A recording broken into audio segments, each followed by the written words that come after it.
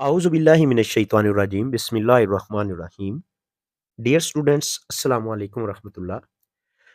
Mathematical method book है मेरे पास और फर्स्ट ऑर्डर डिफरेंशियल इक्वेशन मेरे पास टॉपिक है और उसमें सब टॉपिक मेरे पास जो आज आ रहा है वो है उसके मेथड्स कितने हैं। तो उनमें सबसे पहला मेथड मैं डिस्कस करने जा रहा हूँ, सेपरेबल डिफरेंशियल इक्वेशन। एक्सरसाइज है 9.2, question number 1। Separable differential equations को कैसे सॉल्व करेंगे? जैसा कि नाम से वाज़ेह नज़र आ रहा है कि हम क्या करेंगे, इसमें वेरिएबल्स को सेपरेट कर लेंगे। ठीक है, देखिए y एक तरफ चले जाएंगे तो ये बना y डी ऑफ y और इधर x square over 1 plus x power 3 और साथ डी ऑफ एक्स। तो देखें हमने वेरिएबल्स को सेपरेट कर लिया और अब मैं क्या करने वाला हूँ, यहाँ पर दोनों तरफ इंटीग्रेशन अप्लाई कर दूंगा।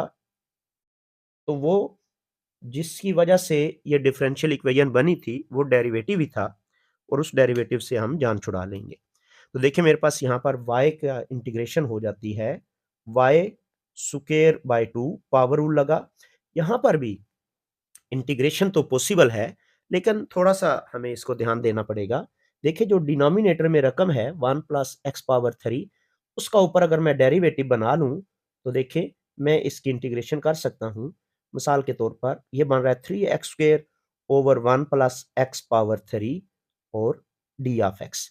तो अब इसके हिसाब से मैं इसको लिख सकता हूँ y square by 2 is equal to 1/3 और ये बन जाएगा natural log of 1 plus x power 3 and plus constant of integration.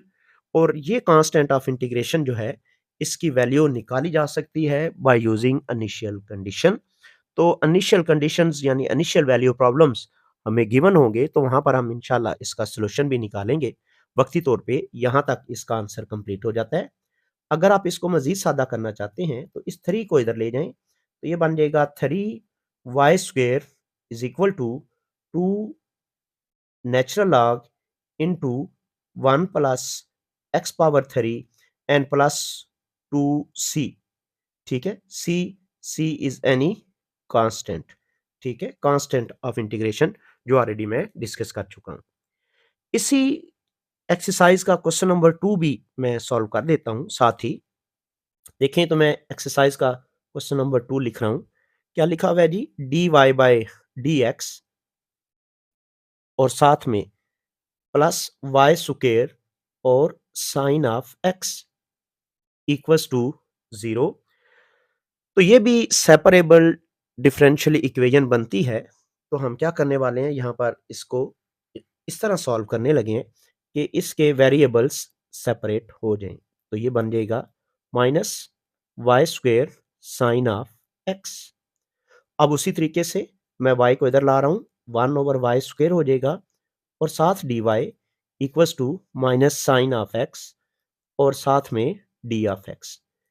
अब इसी स्टेप में मैं क्या करता हूँ, इंटीग्रेशन ले लेता हूँ। तो ये बनता है y power -2 d of y। तो ये बनेगा minus integral sine of x और साथ डी ऑफ x।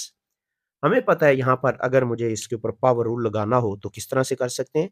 ये बनेगा y की power -2 plus 1 whole divide by -2 plus 1। This is equal to minus sine की इंटीग्रेशन, यानी साइन की इंटीग्रेशन होती है माइनस कॉस।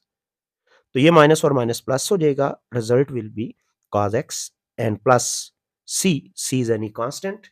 उसकी वैल्यू हम निकाल सकते हैं अगर हमें इनिशियल कंडीशंस गिवन हो। तो देखें यहाँ पर रिजल्ट ये बन गया y power -1 over -1 is equal to जी cos x and plus constant of integration. So मैं इसको सादा करके ऐसे लिख सकता हूँ -1 over y is equal to cos x and plus constant of integration. तो इसका अगर सिंप्लीफाइड फॉर्म में रिजल्ट हम निकालना चाहें तो रिजल्ट कुछ इस तरह से कह सकते हैं कि मैं इस y को इधर शिफ्ट कर दूं तो ये वाला बन जाएगा जी 1 over y plus cos x and plus c is equal to 0। That is solution set. आज के टॉपिक को मैं यहीं पे क्लोज कर रहा हूँ। इंशाल्लाह नेक्स्ट लेक्चर के अंदर हम इसका क्वेश्चन नंबर 3 और रिमेनिंग क्वेश्चन सॉल्व करेंगे। तब तक के लिए जी अल्लाह हाफ़िज़। अस्सलामु अलैकुम व रहमतुल्लाहि व बरकातुहू।